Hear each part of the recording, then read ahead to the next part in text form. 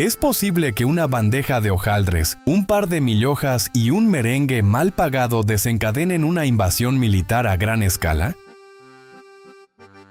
Suena al argumento de una comedia absurda. Pero en la historia universal, la realidad suele tener un sentido del humor bastante retorcido. Bienvenidos a 1838. Un año donde la diplomacia internacional se midió en harina y azúcar, y donde México aprendió que un postre puede salir mucho más caro que un banquete de bodas. Esta es la crónica de la guerra más dulce y a la vez más agria del siglo XIX. La Guerra de los Pasteles. Bienvenidos a otra historia. El rincón donde exploramos los pliegues más curiosos, extraños y a veces ridículos de nuestro pasado. Aquí no solo contamos fechas, desenterramos los motivos que los libros de texto a veces olvidan. Si te apasiona descubrir que la historia es mucho más que estatuas de bronce, quédate con nosotros. Para comenzar este viaje, debemos hacernos una pregunta que parece sacada de un acertijo. ¿Cómo logró un pastelero francés que el rey de Francia enviara una flota de guerra por una deuda que, en teoría, ni siquiera el gobierno mexicano le debía a él directamente? Para entender este caos, debemos situarnos en el México de la década de 1830. Imaginen un país que apenas está aprendiendo a caminar tras su independencia. Era una nación vibrante, llena de colores, sabores y una cultura naciente. Pero políticamente era un terremoto constante. Los gobiernos subían y bajaban como espuma de bizcocho. En menos de 20 años, México tuvo decenas de presidentes. En medio de estas revueltas constantes entre las facciones liberales y conservadoras, los motines y las azonadas militares eran el pan de cada día. Literalmente. En el pintoresco barrio de Tacubaya, en las afueras de lo que entonces era la Ciudad de México, vivía un ciudadano francés llamado Remontel. Tenía una pastelería que, según sus propias palabras, era el epítome de la elegancia parisina en suelo azteca.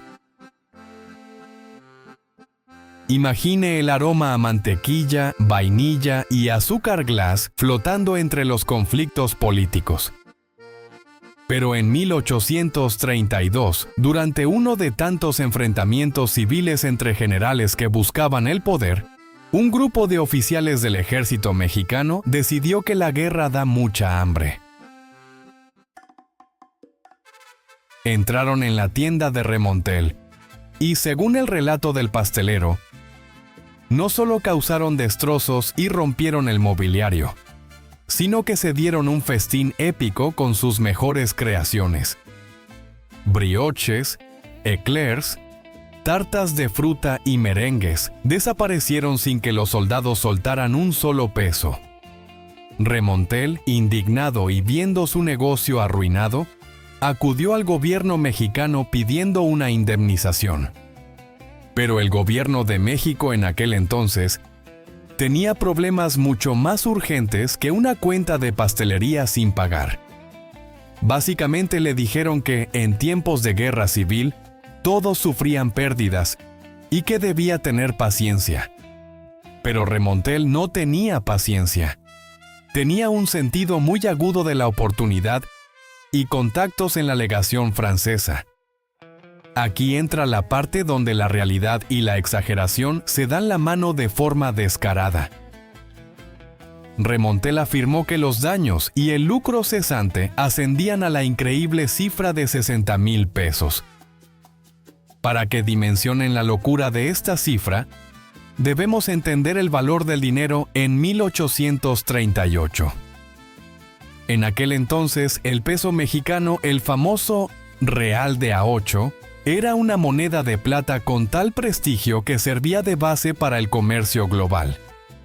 La paridad con el dólar estadounidense de la época era prácticamente de 1 a 1.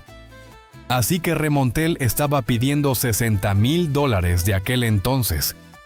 Pero si traemos esa cifra a nuestro presente, al año 2026, ajustada por casi 2 siglos de inflación, el resultado es escalofriante. El pastelero estaba reclamando aproximadamente $2,280,000 actuales por sus pastelitos y sus muebles rotos.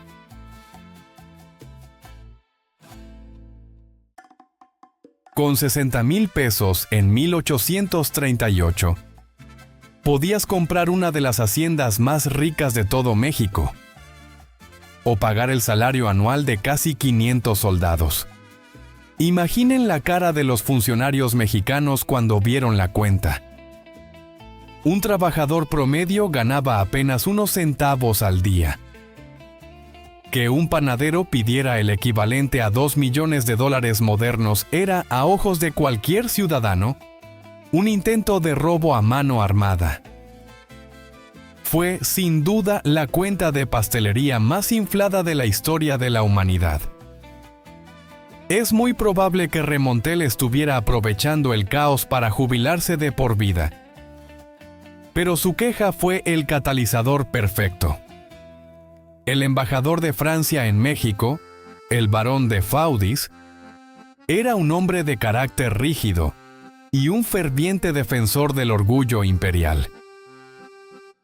De Faudis vio en la queja de Remontel la excusa ideal que Francia necesitaba. El imperio francés, bajo el reinado de Luis Felipe I, quería establecerse como una potencia comercial dominante en América Latina. Y México le debía dinero a muchos ciudadanos franceses por otros incidentes similares, como préstamos forzosos y daños a propiedades. De Faudis abandonó México indignado porque el gobierno mexicano se negó a pagar esa cifra ridícula por unos pastelitos, y viajó de regreso a Francia para susurrarle al oído al rey. Le presentó una lista de agravios donde los pasteles eran el elemento más colorido, pero el monto total que exigía era de 600,000 pesos.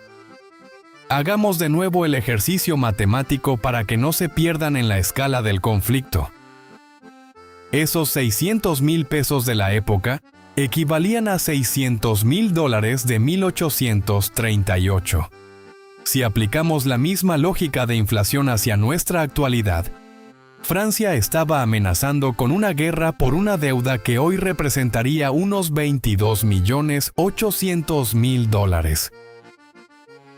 La respuesta a nuestra primera pregunta es que a Francia en realidad no le importaban los dulces.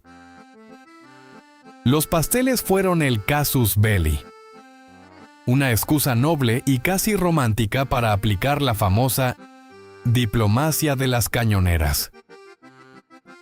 El rey Luis Felipe I necesitaba una distracción externa y una victoria rápida para consolidar su prestigio. Y esa deuda total fue el pretexto ideal para bloquear el puerto más importante de la joven nación mexicana. Esto nos lleva a nuestra segunda incógnita. ¿Es verdad que México prefirió ir a la guerra antes que pagar una deuda que, comparada con el costo de una invasión, era una minucia? En marzo de 1838, una imponente flota francesa compuesta por 10 barcos de guerra llegó a las costas de Veracruz. No venían con diplomáticos cargados de papeles, sino con cañones cargados de pólvora. El ultimátum que entregaron al gobierno mexicano era tajante. O México pagaba los 600,000 pesos de inmediato, o Francia tomaría las aduanas y cobraría la deuda por la fuerza. El presidente mexicano en ese momento, Anastasio Bustamante, se encontró en una posición imposible. Por un lado, el país estaba económicamente asfixiado. Por otro, el orgullo nacional y la soberanía estaban en juego.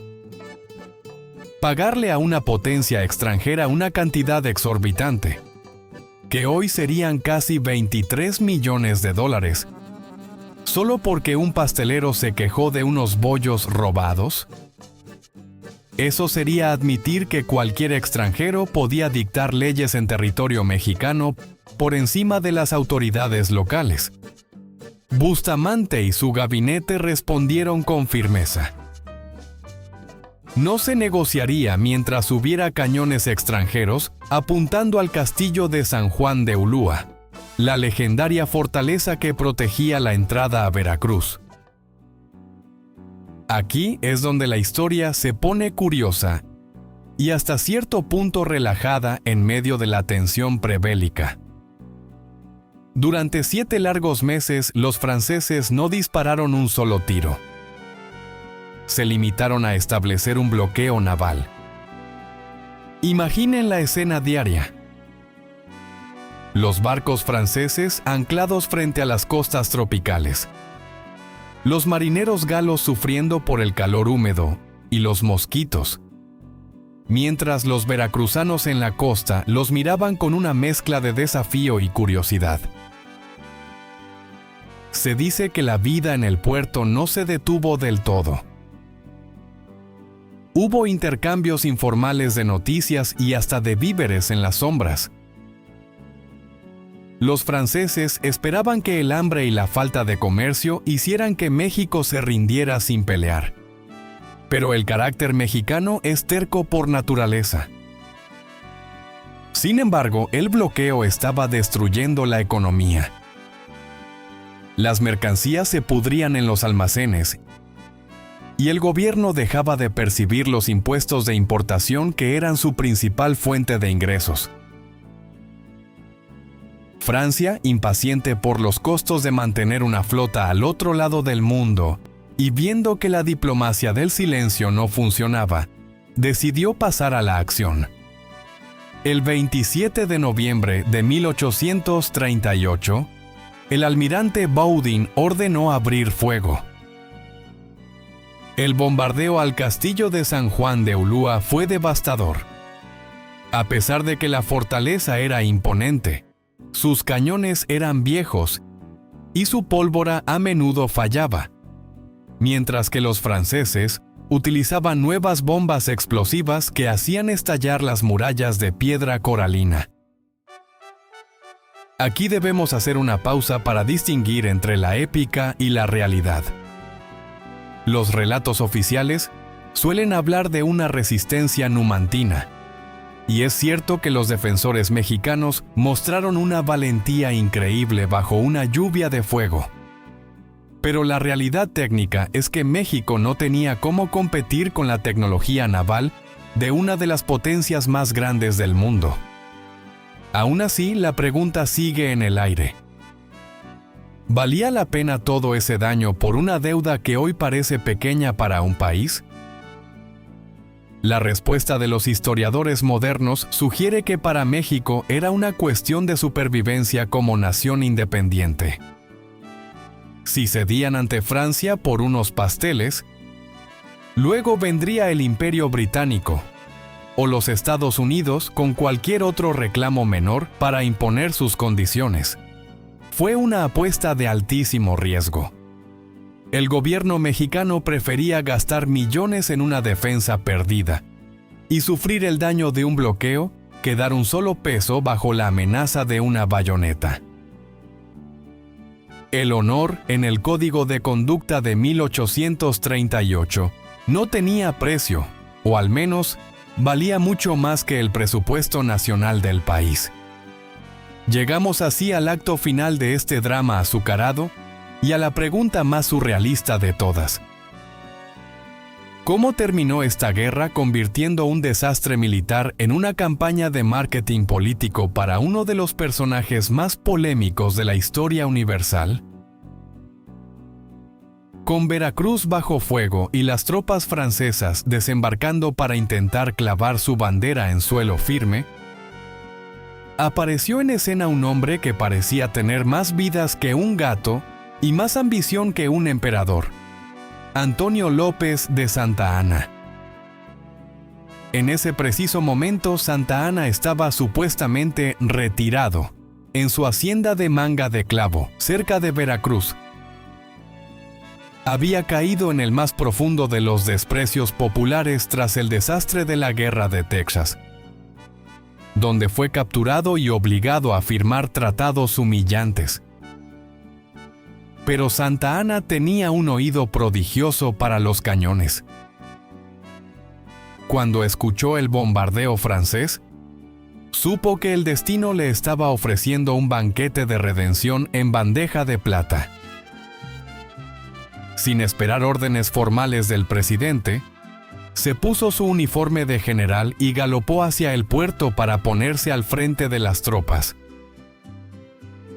La madrugada del 5 de diciembre, los franceses lanzaron una incursión para capturar al general Arista y al propio Santa Anna en sus alojamientos.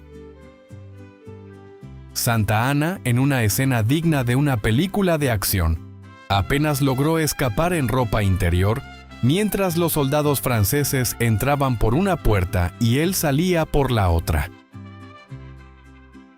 Pero lejos de amilanarse, organizó un contraataque cuando los franceses se retiraban hacia sus botes en el muelle.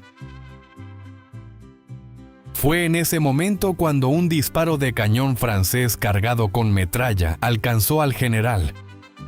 El impacto le destrozó la pierna izquierda y le hirió una mano. Aquí es donde la historia de la Guerra de los Pasteles se eleva al nivel de leyenda surrealista. Santa Anna no solo sobrevivió a la amputación de su pierna realizada sin anestesia moderna, sino que utilizó su herida como la herramienta política más poderosa de su carrera. El hombre que había sido un paria por perder Texas, de repente se convirtió en el mártir que había derramado su sangre defendiendo la patria contra el invasor europeo. Y como era propio de su personalidad extravagante, llevó el culto a su herida al extremo. Años más tarde organizó un funeral de estado para su pierna amputada. La extremidad fue colocada en una urna de cristal y enterrada con todos los honores militares, desfiles y discursos fúnebres en la Ciudad de México. Literalmente gobernó el país usando su pierna perdida como un escudo moral. Pero volvamos a la resolución del conflicto. A pesar del heroísmo de Santa Anna y de los enfrentamientos en las calles de Veracruz, la situación militar era insostenible para México y el bloqueo seguía ahogando al país. Por otro lado, Francia también estaba cansada. El conflicto no era popular en París y otras potencias empezaban a molestarse. El Imperio Británico, que no quería que Francia ganara demasiada influencia en la zona, decidió intervenir como mediador. El embajador inglés Richard Pakenham llegó con una propuesta de paz. El 9 de marzo de 1839, finalmente se firmó el Tratado de Paz en Veracruz. ¿Cuál fue el resultado después de tantos meses de tensión? Barcos bombardeados y piernas perdidas. México aceptó pagar, peso sobre peso, los 600,000 originales reclamados por Francia. Sí, incluyendo los famosos 60,000 pesos por los pasteles de remontel, que habían sido devorados años atrás en Tacubaya. Al final del día, el pastelero ganó la apuesta y cobró sus equivalentes a $2 millones modernos. Aunque es poco probable que haya visto cada centavo después de que los abogados y los gobiernos tomaran su parte. Francia retiró su flota, pero no obtuvo las ventajas comerciales exclusivas que buscaba. México, por su parte, quedó con una economía aún más destruida y una deuda externa creciente. Pero mantuvo la frente en alto y a Santa Anna de vuelta en el panorama político. Esta guerra nos deja una lección fascinante sobre cómo se escribe la historia. A veces, los grandes conflictos no nacen de ideologías profundas, sino de la acumulación de pequeñas ofensas, de un poco de arrogancia imperial y de un pastelero con mucha imaginación para las matemáticas. Fue una guerra donde se dispararon miles de cañonazos por unas cuantas mil hojas, y donde la realidad terminó siendo mucho más extraña y entretenida que cualquier ficción. Nos enseña que, en el tablero del poder mundial, a veces un postre puede ser el ingrediente más explosivo.